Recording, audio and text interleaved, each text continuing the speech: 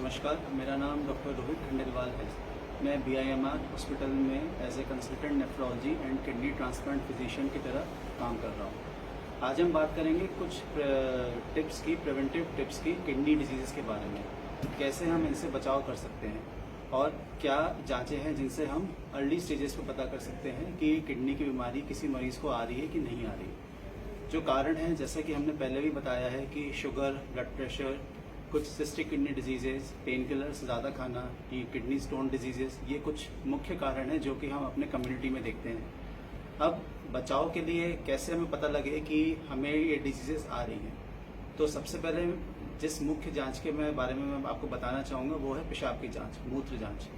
पेशाब को एक तरीके से किडनी का मिरर, मतलब किडनी का आईना कहा जाता है।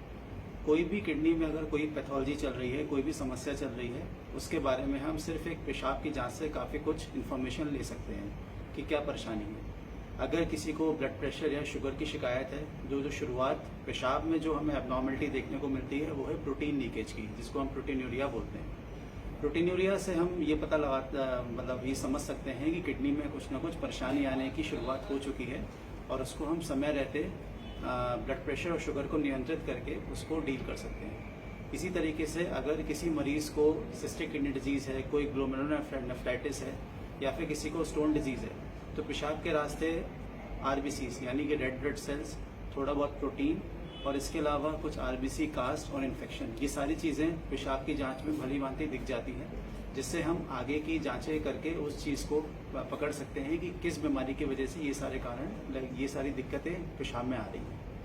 और इसके अलावा यूरिन की जांच के अलावा यूरिन की एक और जांच होती है प्रोटीन क्वांटिफिकेशन की, जिसको हम स्पॉट एल्ब्यूमिन क्रिएटिनिन रेशियो बोलते हैं या फिर 24 आवर्स यूरिन प्रोटीन। ये दो जांचों से हम एग्जैक्टली पता कर सकते हैं कि कितने अमाउंट में किडनी के रास्ते प्रोटीन लीकेज हो रहा है। तीसरी जांच जिससे हम पता कर सकते हैं किडनी फंक्शन टेस्ट, उससे हमें यूरिया, क्रिएटिनिन, हमारे बॉडी का एसिड बेस, हमारे बॉडी की इलेक्ट्रोलाइट्स जैसे कि सोडियम, पोटेशियम, कैल्शियम, फास्फोरस, इन सब जांचों के बारे में, इन सब पैरामीटर्स को हम देख के ये बता सकते हैं कि किडनी में कोई पैथोलॉजी है कि नहीं। जो आगे एक बात और मैं बताना चाहूँगा कि हमें कितने इंटरवल पे और कब कब ये जांचें कराना चाहिए। तो अगर किसी मरीज को किडनी की जैसे कि शुगर की या ब्लड प्रेशर की समस्या है, तो वो हर 6 महीने में एक बार इन जांचों को करा के अपनी डिजीजेस के बारे में पता कर सकता है। और अगर एबनॉर्मलिटी दिखना शुरू हो जाए, जैसे कि प्रोटीन लीकेज या कोई और चीज़, तो उसको वो फ्रीक्वेंटली एवरी 3 मंथ्स उसको करा के फॉलोअप ले सकते हैं कि सुधार हो रहा है कि दिक्कत बढ़ रही है।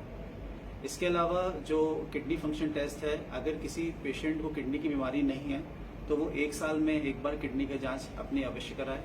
और अगर किसी को किडनी की बीमारी आ चुकी है तो वो डॉक्टर के कहे अनुसार या तो मंथली या फिर एवरी 2 मंथ या 3 मंथ, डिपेंडिंग ऑन कि उनका किडनी डिजीज़ कितनी सीवियरिटी की है, उसके अकॉर्डिंग वो अपनी किडनी की जांच नियमित रूप से करा सकते हैं और इस डिजीज़ को सही तरीके से डील कर सकते हैं और ट्रीटमेंट ऑप्टिमाइज कर सकते हैं।